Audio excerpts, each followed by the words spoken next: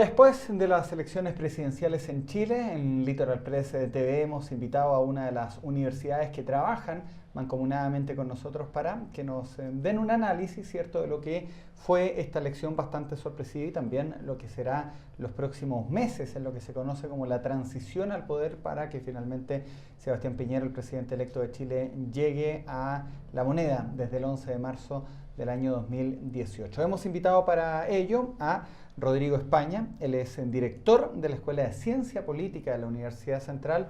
Bienvenido, Rodrigo. Hola, aquí a nuestro canal. Mucho gusto, gracias. Rodrigo además es doctor en Ciencias Políticas, así que es una persona con la expertise necesaria, además de ser director de escuela de la Central, para entender qué pasó ayer. Rodrigo, te lo decía yo fuera de cámara, conversé con muchos analistas, algunos me decían, y está la entrevista grabada, si va mucha gente a votar va a favorecer a tal candidato, si es que no, nadie le achuntó a nada. Exactamente. Ayer ocurrieron varias situaciones y se rompieron varios supuestos que se tenían respecto de la participación y respecto a cómo iba a ser el comportamiento en la segunda vuelta. Lo primero dice relación con que todos suponían que si iba más gente a votar, eso iba a beneficiar sin lugar a duda al candidato de la nueva mayoría, en este caso Alejandro Guillén. Fue mucho más gente a votar y no lo favoreció. Por lo tanto, ese es el primer supuesto que se cayó y en el cual todos los analistas políticos centraban en la posibilidad del triunfo de Alejandro Guillén. ¿Y qué otra cosa ocurrió en el día de ayer? Es que cuando uno hizo el análisis de la primera vuelta, si uno sumaba todas las opciones de la centroizquierda daban 55%, y en el caso de la derecha daban 45%, y ayer eso se revirtió en favor de Sebastián Piñera con un 55 versus un 45. Y eso tiene que ver con que había una masa votante, o suponíamos una masa votante estable, y eso se modificó, y de hecho es la elección en la cual hay la mayor participación electoral desde que existe el voto voluntario. Hay una movilización de gente mayor que en este caso entiendo logró Sebastián Piñera de votantes que no habían participado en la primera vuelta. Sin lugar a duda. Piñera tuvo el mérito de movilizar a un grupo importante de la población que la primera vuelta no asistió a la urna y que asistió en esta segunda vuelta, pero asistió y votó por él. Y eso tiene que ver con cambios en su discurso respecto entre la primera y la segunda vuelta. Tiene que ver con esta idea de la gratuidad, por ejemplo, para el 90% de la gratuidad para los técnicos profesionales, donde moviliza un sector importante de la población, que son los sectores más populares, que ven como una posibilidad cierta de acceder a ese tipo de beneficio. Tiene que ver también con cómo se movilizó Osandón, donde recuperó un voto importante. De hecho, Piñera obtiene votaciones que antes eran impensables para la derecha en algunos sectores y que yo las atribuiría con la capacidad de convocatoria que tiene el senador Osandón. Y también logró movilizar el votante de José Antonio Kast y el de Felipe Kast en la primaria. Por lo tanto, yo creo que desde esa perspectiva Piñera hizo bien el trabajo. Habían comunas claves, comunas como Puente Alto, como Valparaíso, la región de Valparaíso, la región metropolitana, eran dos regiones donde Beatriz Sánchez había ganado. Sí. Después de la elección de primera vuelta, se concordó que el Frente Amplio era uno de los grandes ganadores. El Frente Amplio no apareció acá. Lo que pasa es que yo haría una distinción, primero que nada, entre los votantes de Beatriz Sánchez y los votantes del Frente Amplio. Efectivamente, la mayor cantidad de votos de Beatriz Sánchez vienen del Frente Amplio, pero hay un diferencial que solamente votó por Beatriz Sánchez y no necesariamente por el Frente Amplio. Y en ese sentido, el Frente Amplio no se la jugó, pero no se la jugó porque no quisiera, sino porque tampoco el candidato Guillén dio señales claras para que pudiera contar con el apoyo del Frente Amplio y que se la jugaron tardíamente. El apoyo a Guillén, que más que nada es un voto anti-Piñera, es 3 o 4 días antes de la elección, bastante tarde. Quizás Vlado, Mirosevic y Beatriz Sánchez son los líderes del Frente Amplio que más rápido se movilizan por un apoyo a Guillén, pero los dos otros íconos del Frente Amplio, que son Gabriel Boric y Jackson lo hacen un par de días solamente antes de la segunda vuelta. Por tanto, yo también creo que ahí hay un problema y que repercutió sin lugar a dudas sobre la candidatura de Alejandro Guillé, pero también tiene que ver con que Alejandro Guillé no dio las señales que esperaba el Frente Amplio para poder darle su apoyo más decididamente. Y el debate fue un punto clave. Fue un punto clave, fue un mal debate para Alejandro Guillé, sin lugar a dudas. Se enredó en cosas que era innecesario enredarse y obtuvo en este caso, o por lo menos el Frente Amplio no se manifestó masivamente por el candidato Guillé. Y el resultado es el que vimos el día de ayer. Errores como la definición del CAE. Como el CAE, el no más AFP, y también errores también comunicacionales que tienen que ver como el jefe programático sale a corregir ciertas declaraciones del candidato. Yo creo que ahí hubo un problema y se manifestó y por lo menos lo entendió así la ciudadanía y votó masivamente por el candidato Piñera. Son 9 puntos porcentuales. No son 2 o 3 puntos porcentuales, son 9 puntos porcentuales, lo cual le da un contundente triunfo al candidato de Chile Vamos, en este caso Sebastián Piñera. Rodrigo, me imagino que ustedes en la Escuela de Ciencia Política de la Universidad Central van a estudiar este fenómeno que se ha dado o se van a dar en los últimos 16 años cuando dos coaliciones se han alternado al poder. Michelle Bachelet, 2006-2010, Sebastián Piñera, 2010-2014, Michelle Bachelet, 2014-2018 y ahora Sebastián Piñera, 2018-2022. ¿Qué pasó? ¿No han habido liderazgos? ¿Por qué el país ha ido zigzagueante en su opción política? Bueno, estas elecciones nos van a dejar muchas tareas como Escuela de Ciencia Política y en general a toda la profesión de la ciencia política respecto de muchas cosas que podemos analizar.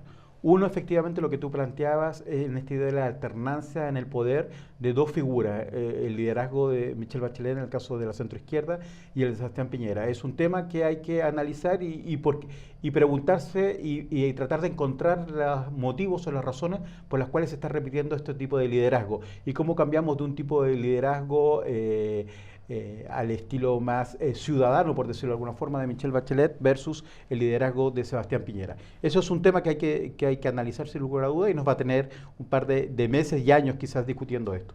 Segundo, hay otros elementos que son interesantes de esta elección y que tienen que ver, por ejemplo, sobre el nivel de participación política, porque nosotros pensábamos que se iba a seguir en la curva hacia la baja en términos de la participación electoral y lo que nos encontramos que en esta segunda vuelta hay un punto de inflexión en donde aumenta la participación con voto voluntario. Entonces, por lo tanto, habría que tratar de entender por qué la gente fue efectivamente en esta segunda vuelta a votar más masivamente y si esto se va a volver a repetir en las próximas elecciones.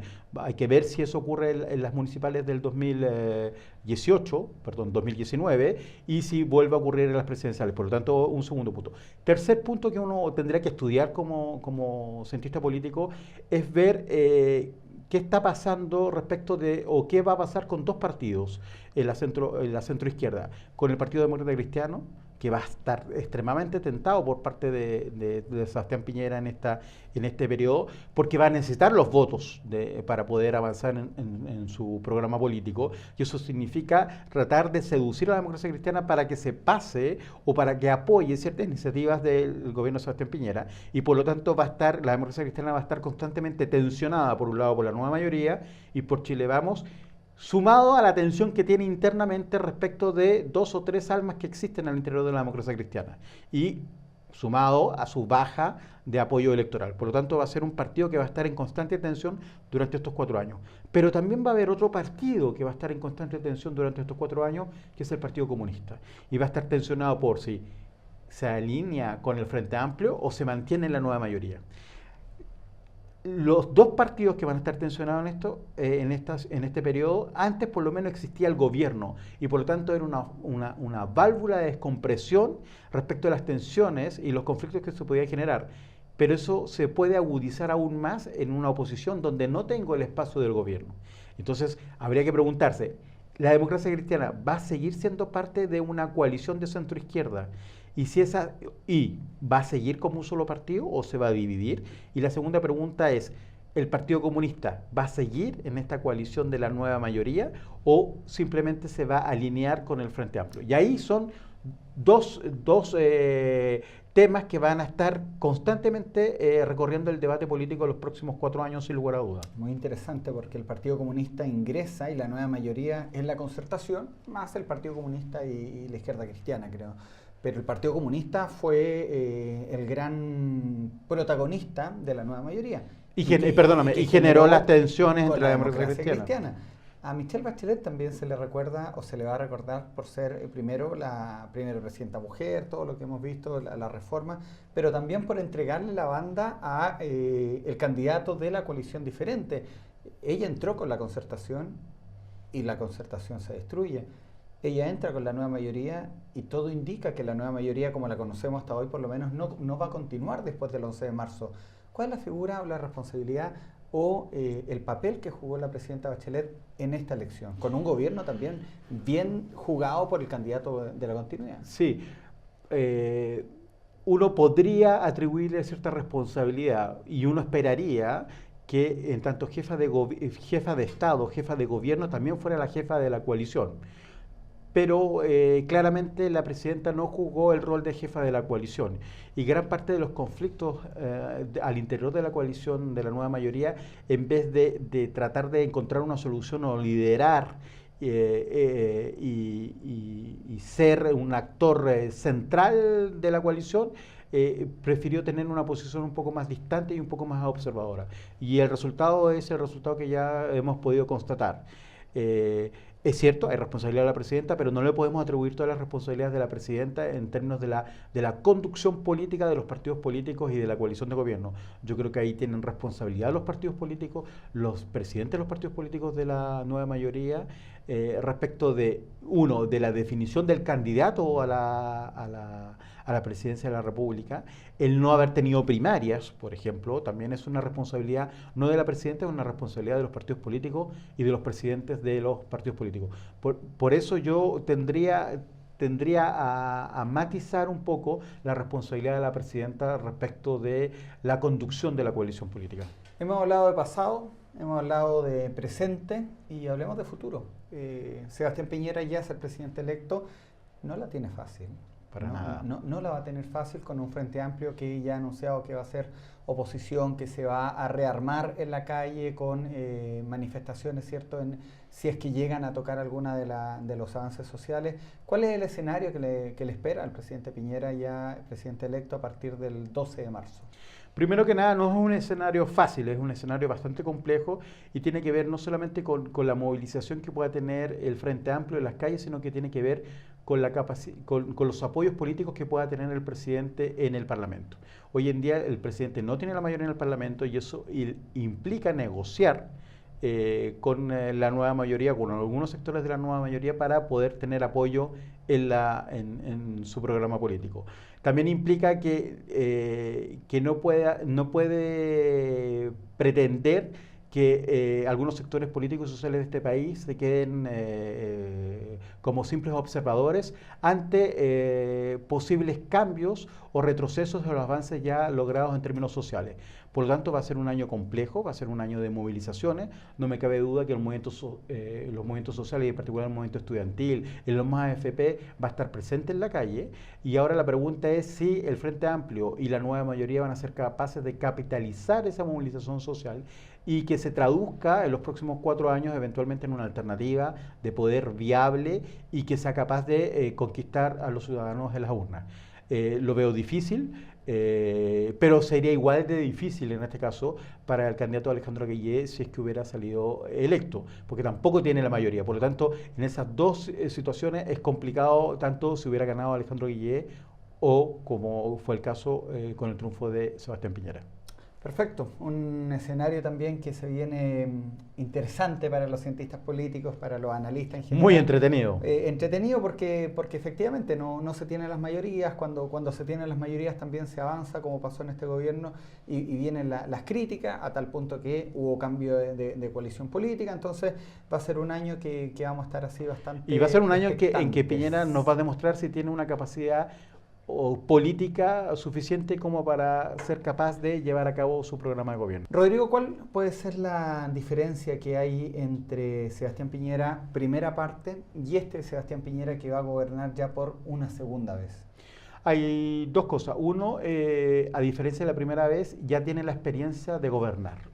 Ya sabe, o por lo menos no cree que ya sabe respecto de los conflictos sociales a los cuales se puede enfrentar. Lo tiene más claro que la primera vuelta. El personal político y de gobierno que lo va a acompañar en este segundo gobierno también tiene esa experiencia. Por tanto, ahí hay un punto a favor de él. Segundo, no tiene que estar pensando en una segunda elección para él, porque ya se le terminó esa posibilidad. Por lo tanto, él debe pensar en qué legado político le quiere dejar al país y qué legado político quiere dejar a través de la coalición Chile Vamos. Por lo tanto, está obligado en alguna medida a ser un poco más generoso respecto de los nuevos liderazgos en la idea de proyectar la derecha por no 4, sino que 8 años.